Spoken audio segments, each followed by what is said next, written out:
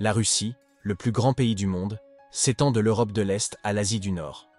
Avec une histoire riche et une diversité culturelle impressionnante, sa capitale, Moscou, est un centre vibrant de politique, d'économie et d'art.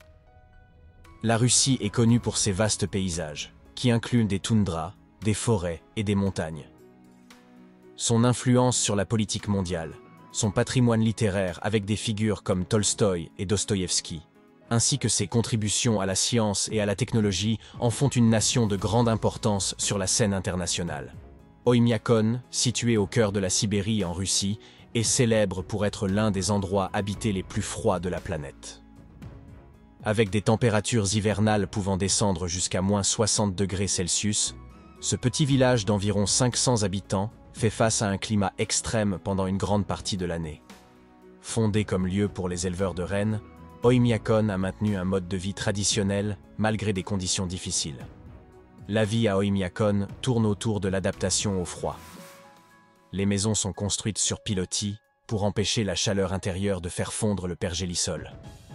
Les habitants se nourrissent de régimes riches en protéines à base de viande de renne et de poisson, car l'agriculture est pratiquement impossible. Malgré les basses températures, l'école locale ne ferme que lorsque le mercure descend en dessous de -52°C. Le tourisme a connu une croissance ces dernières années, avec des aventuriers cherchant à vivre le froid extrême. Oymyakon se distingue non seulement par ses températures glaciales, mais aussi par la résilience et l'adaptabilité de ses habitants, qui ont fait de cet endroit inhospitalier leur maison. La Russie est si grande qu'elle couvre plus de 17 millions de kilomètres carrés, soit environ 11% de la surface de la planète. Pour mettre cela en perspective, si la Russie était une fête, vous pourriez inviter 2 pays de la taille du Brésil et avoir encore de la place pour une danse polka. Imaginez, la Russie est si vaste que si vous vous perdez en Sibérie et décidez d'appeler à l'aide, vous pourriez devoir contacter Vladivostok, à plus de 7000 km de là. En bref, la Russie est un pays où les distances sont si grandes que même les cartes se fatiguent à la dessiner. La Russie est presque 2 fois plus grande que les États-Unis. Cependant, sa population est plus petite. Alors que les États-Unis comptent environ 331 millions d'habitants, la Russie en compte environ 146 millions, soulignant une différence notable de densité de population entre ces géants territoriaux. La Russie a tellement de fuseaux horaires que si vous passez un appel de Moscou à Vladivostok, vous pourriez souhaiter un joyeux anniversaire et bonne nuit dans la même conversation. Voyager à travers la Russie, c'est comme passer à travers une machine à remonter le temps. En 1867, la Russie a vendu l'Alaska aux États-Unis pour la somme de 7 millions de dollars, ce qui équivalait à environ 200 par acre. À l'époque, de nombreux Américains pensaient avoir acheté un tas de glace et d'ours polaires. Cependant, cette acquisition s'est avérée être une très bonne affaire. À la fin du XIXe siècle, la découverte d'or en Alaska a attiré des milliers de prospecteurs, déclenchant la célèbre ruée vers l'or du Klondike.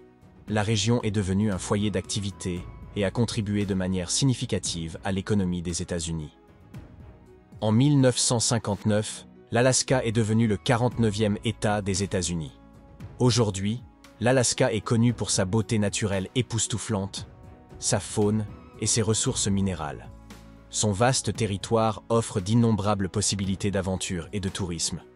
De l'observation des aurores boréales à la pêche dans des rivières cristallines.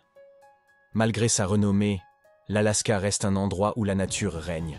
Et ainsi, la grande erreur d'acheter cette vaste terre gelée est devenue un point de fierté. Peut-être que les Russes auraient dû inclure une clause de retour, car maintenant, beaucoup pensent qu'ils ont vendu le meilleur réfrigérateur naturel du monde. L'Alaska et la Russie sont si proches que vous pourriez nager d'un pays à l'autre, si ce n'était pour l'eau glacée.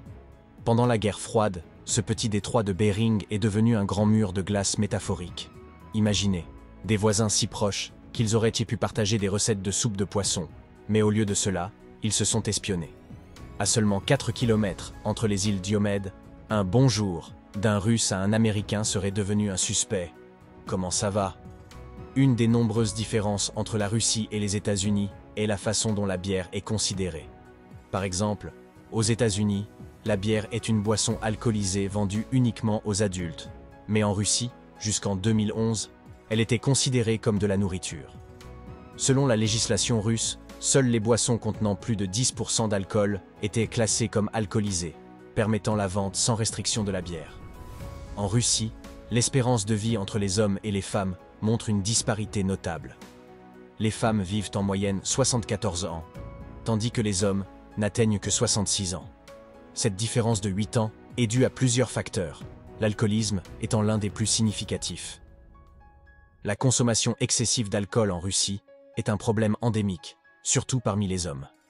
La culture de la vodka et d'autres boissons fortes est profondément ancrée dans la société. Les études indiquent que l'alcoolisme contribue à un taux élevé de mortalité prématurée chez les hommes russes, étant responsable de maladies cardiaques, de cirrhose du foie et d'accidents. L'alcool est également lié à des comportements à risque qui augmentent l'incidence des décès dus aux accidents de la route et à la violence. Une étude publiée dans le journal britannique The Guardian a montré que les hommes russes qui boivent fréquemment de la vodka ont 35% plus de chances de mourir avant l'âge de 55 ans. Le gouvernement russe a mis en œuvre plusieurs politiques pour lutter contre ce problème, telles que l'augmentation des taxes sur l'alcool et la restriction de sa vente. Cependant, le défi persiste. Réduire la consommation d'alcool et promouvoir un mode de vie plus sain sont essentiels pour améliorer l'espérance de vie et réduire l'écart de longévité entre les sexes en Russie. Dans la réserve de Kronotsky, en Russie, les ours ont trouvé un passe-temps particulier. Ils sont accros à l'essence et aux paraffines. Ces ours ont découvert que renifler les barils de carburant utilisés pour les hélicoptères et les générateurs leur procure un effet inhabituel. Alors, au lieu de chercher du miel, ils errent en reniflant du carburant et en se roulant par terre comme s'ils étaient à un festival de musique. Les employés de la réserve doivent maintenant protéger les réservoirs de carburant de ces fêtards poilus. Qui aurait cru que le plus grand danger pour les barils d'essence seraient des ours ayant un penchant pour les odeurs fortes? En Russie, le thé est bien plus qu'une simple boisson, c'est une tradition. Les Russes boivent entre 5 et 10 tasses de thé par jour, de préférence du thé noir sucré avec du sucre. Cette coutume remonte au XVIIe siècle et reste une partie essentielle de la vie quotidienne. Le samovar, un type de bouilloire, est un symbole culturel utilisé pour préparer et servir le thé. Bien que le thé noir reste le préféré, le thé vert et le thé non sucré gagnent en popularité.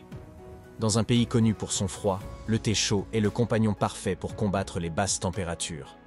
En Russie, les échecs sont si populaires que même les enfants y jouent à la place de pierres, feuilles, ciseaux. Mais ce n'est pas le seul passe-temps particulier. Le hockey sur glace est un autre favori, où la lutte pour le palais est plus féroce qu'une vente de Black Friday. Et pour les vrais aventuriers, il y a le golf en hélicoptère. Car qui ne voudrait pas se balancer dans les airs en essayant de frapper une balle avec un club géant? Entre les échecs, les tirs frappés et les swings aériens, les Russes savent comment garder les choses intéressantes et surtout extrêmes. Le fameux chapeau d'hiver russe, l'Ushanka, est plus qu'un simple accessoire chaud, c'est un test de bravoure. En Russie, baisser les cache-oreilles de l'Ushanka avant qu'il ne fasse moins de 20 degrés Celsius est considéré comme un acte de lâcheté. Imaginez la scène, un Russe courageux se promenant avec les cache-oreilles relevées tandis que son visage gèle, juste pour prouver sa résilience. Si vous voyez quelqu'un avec les cache-oreilles baissées alors qu'il ne fait pas encore si froid, vous saurez qu'il a été vaincu par l'hiver. En Russie, le froid est un rival, et l'Ushanka, un symbole d'honneur. Pendant la Seconde Guerre mondiale, Saint-Pétersbourg, alors connu sous le nom de Leningrad, a enduré un siège allemand brutal pendant 900 jours, de 1941 à 1944. Isolée du reste du pays, la ville a fait face à la faim, au froid extrême et aux bombardements constants. Cependant, les habitants ont montré une incroyable résilience et force, gardant la ville debout malgré les adversités. Des milliers de vies ont été perdues, mais la ténacité des citoyens a empêché la chute de Leningrad.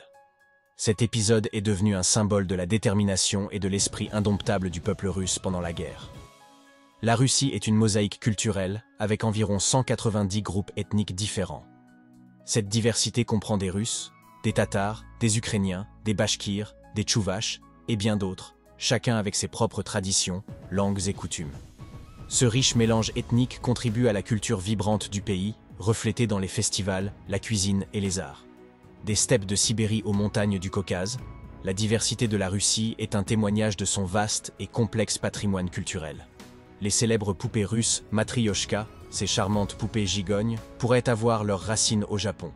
Imaginez la surprise d'un artisan russe en voyant une poupée japonaise similaire et en pensant « c'est génial, mais il faudrait plus de poupées à l'intérieur. Ainsi, la Matryoshka est née, avec pour première représentation une paysanne russe tenant un coq. Depuis, ces poupées se sont multipliées comme des lapins dans la culture russe, chacune cachant une mini-armée de poupées à l'intérieur. Qui aurait cru que l'invasion culturelle la plus adorable aurait pu venir du Japon en Russie?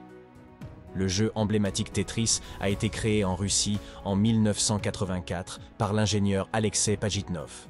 Conçu comme un test pour les capacités des ordinateurs soviétiques, Tetris est rapidement devenu un phénomène mondial. Le nom combine Tetra, 4 en grec, et tennis, le sport préféré de Pajitnov. Avec sa simplicité addictive et ses pièces imbriquées, Tetris a diverti des millions de personnes et reste l'un des jeux les plus influents et populaires de tous les temps. Le Transsibérien est la plus longue ligne de chemin de fer au monde, s'étendant sur 9200 km et reliant Moscou à Vladivostok. Inauguré en 1916, cet itinéraire impressionnant traverse 8 fuseaux horaires, emmenant les passagers dans un voyage épique d'une semaine à travers d'immenses steppes, des montagnes majestueuses et des forêts denses. À bord, les voyageurs découvrent la diversité culturelle de la Russie, de l'agitation de Moscou au village tranquille de Sibérie. Vous pouvez déguster des repas locaux, vous faire de nouveaux amis et, bien sûr, admirer les paysages époustouflants. Le Transsibérien est célèbre pour sa ponctualité, sauf lorsqu'un ours s'assoit sur les rails, entraînant une pause thé inattendue. Et n'oublions pas la légende selon laquelle, si vous survivez aux histoires interminables de votre voisin de cabine sur son chat, vous devenez officiellement un héros du Transsibérien. Préparez-vous donc pour le voyage de votre vie, où chaque arrêt est une nouvelle aventure et chaque retard une excuse pour plus de vodka. Le Sky Bridge de Sotchi est l'un des ponts suspendus les plus terrifiants au monde. S'étendant sur 439 mètres au-dessus d'une vallée profonde dans la région de Krasnaya Poliana, cette structure impressionnante se dresse à 207 mètres de hauteur. Les visiteurs qui osent traverser le pont sont récompensés par des vues panoramiques sur les montagnes du Caucase et la mer Noire. Le pont, en acier et en verre, vous permet de voir l'abîme sous vos pieds, ajoutant une touche supplémentaire d'adrénaline. Pour les plus audacieux, une tyrolienne longe le pont, offrant une perspective encore plus palpitante du paysage. Ceux qui traversent le Sky Bridge éprouvent souvent un mélange de terreur et d'émerveillement, certains allant jusqu'à dire que leurs genoux tremblent comme de la gelée. Cependant, le véritable test de bravoure est de résister à la tentation de prendre un selfie au milieu du pont, pendant qu'un ami crie soudainement « Attention !» À ce moment-là, les rires nerveux et les cœurs qui battent la chamade se mêlent, créant des souvenirs inoubliables de l'une des expériences les plus excitantes et terrifiantes de Sotchi. La Russie est le plus grand pays du monde, s'étendant sur 2 continents, l'Asie et l'Europe. Bien que 70% de son territoire se trouve en Asie, la majorité de la population, environ 80%, vit dans la partie européenne du pays. Cette répartition est due à la concentration de grandes villes comme Moscou et Saint-Pétersbourg en Europe, où se trouvent les principaux centres économiques et culturels. Malgré cette disparité géographique, le peuple russe maintient une identité unifiée et diverse, reflétant une histoire riche et une culture qui s'étend sur d'immenses steppes, des montagnes et divers climats qui influencent leur mode de vie. Le lac Karachay, situé dans la région de Tcheliabinsk en Russie, est tristement célèbre comme étant le lac le plus radioactif au monde. Utilisé comme décharge de déchets nucléaires à l'époque soviétique, il a accumulé des niveaux de radiation extrêmement élevés. 1 heure sur ses rives peut être mortelle. Dans les années 1990, le lac a été partiellement rempli de béton pour réduire les radiations, mais il reste un rappel sombre des dangers de la pollution nucléaire. Son héritage mortel en fait un site emblématique des problèmes environnementaux de la Russie. Le Kremlin de Moscou, une forteresse emblématique au cœur de la Russie, est un symbole de pouvoir et d'histoire. Construit au XVe siècle, il abrite la résidence officielle du président russe, ainsi que plusieurs cathédrales et palais historiques. Ces murs et tours imposants ont été conçus par des architectes italiens et russes, reflétant un mélange unique de styles. En plus d'être un centre politique, le Kremlin est un véritable trésor culturel avec des musées qui préservent des œuvres d'art précieuses et des reliques. Se promener dans le Kremlin, c'est comme voyager dans le temps, explorant des siècles de riche histoire russe. Le lac Baïkal, situé en Sibérie, en Russie, est le lac le plus profond et le plus ancien du monde, avec une profondeur de 1600 mètres et un âge de 25 millions d'années. Il contient environ 20% de l'eau douce non gelée de la planète. Réputé pour sa clarté et sa biodiversité unique, le Baïkal abrite des milliers d'espèces de plantes et d'animaux, dont beaucoup ne se trouvent nulle part ailleurs. C'est un trésor naturel et un symbole de la beauté sauvage de la Russie. Les forêts russes, qui couvrent environ 45% du territoire national, sont vitales tant pour le pays que pour la planète. La Russie abrite 20% des forêts mondiales, y compris de vastes étendues de taïga, la plus grande forêt boréale. Ces forêts jouent un rôle crucial dans l'absorption du dioxyde de carbone, contribuant ainsi à atténuer le changement climatique. La biodiversité de ces forêts est impressionnante, avec des espèces emblématiques comme le tigre de Sibérie, l'ours brun et le lynx d'Eurasie. En plus de leur importance écologique, les forêts russes sont fondamentales pour l'économie, fournissant du bois et d'autres ressources. Cependant, elles font face à des menaces importantes telles que l'exploitation forestière illégale et les incendies de forêt. La conservation de ces forêts est essentielle pour maintenir leur biodiversité et leur rôle de poumon vert de la planète. Norilsk, située dans le nord de la Sibérie, est l'une des villes les plus polluées au monde. Fondée comme un établissement minier, Norilsk possède d'énormes réserves de nickel, de cuivre et de palladium. Cependant, l'extraction et la fonte de ces métaux ont un coût environnemental élevé. Le processus de fusion libère de grandes quantités de dioxyde de soufre et d'autres polluants, créant une atmosphère toxique. La végétation autour de la ville est gravement endommagée, et les taux de maladies respiratoires et de cancer parmi les résidents sont alarmants. Outre Norilsk, d'autres villes russes font également face à de graves problèmes de pollution. Dzerzhinsk, une ville industrielle de l'ouest de la Russie, était un centre de production d'armes chimiques pendant l'ère soviétique. Les déchets toxiques ont été déversés de manière indiscriminée, contaminant le sol et l'eau. L'espérance de vie à Dzerzhinsk est nettement inférieure à la moyenne nationale. Tcheliabinsk, une autre ville industrielle, souffre d'une pollution sévère due à ses nombreuses usines métallurgiques et centrales électriques. La qualité de l'air et de l'eau est compromise, affectant la santé de ses habitants. Ces villes sont des exemples extrêmes des défis environnementaux auxquels la Russie est confrontée. La nécessité de concilier développement industriel et conservation de l'environnement est cruciale pour améliorer la qualité de vie dans ces zones touchées. Le musée de l'Ermitage, situé à Saint-Pétersbourg, est l'un des plus grands et prestigieux musées du monde. Fondé en 1764 par l'impératrice Catherine la Grande, l'Ermitage abrite une vaste collection d'œuvres d'art et d'artefacts allant de l'Antiquité à l'époque moderne. Ces impressionnantes salles présentent des œuvres d'artistes célèbres comme Rembrandt, Léonard de Vinci et Picasso, ainsi qu'une riche variété de sculptures, de pièces archéologiques et de trésors historiques. Mais ce qui distingue l'Ermitage des autres grands musées, c'est son gardien de sécurité particulier, les chats. Depuis le XVIIIe siècle, les chats sont des résidents permanents du musée, chargés de protéger les précieuses collections contre les rongeurs. La tradition a commencé lorsque l'impératrice Élisabeth, fille de Pierre le Grand, a décrété que des chats soient introduits dans le palais pour lutter contre une infestation de rats. Ces félins vivent à l'Ermitage depuis, se transmettant de génération en génération. Aujourd'hui, environ 70 chats habitent les sous-sols du musée, chacun ayant son propre passeport et un soignant attitré. Ces chats sont si importants qu'ils ont leur propre équipe de vétérinaires et reçoivent un traitement royal. Il y a même une journée du chat de l'Ermitage, chaque printemps, où le public peut rencontrer ces gardiens à fourrure et en apprendre davantage sur leur histoire et leurs soins. En plus de leur travail au musée, les chats de l'Ermitage ont gagné la renommée et l'affection des visiteurs et du personnel. Certains ont été adoptés par des familles locales, mais beaucoup préfèrent continuer à patrouiller dans les couloirs et les sous-sols du musée. Leur présence non seulement protège les œuvres d'art, mais ajoute également une touche unique et attachante à l'histoire riche et à la culture de l'Ermitage. Si vous avez aimé la vidéo, abonnez-vous à la chaîne, laissez votre like et votre commentaire. On se retrouve dans la prochaine vidéo.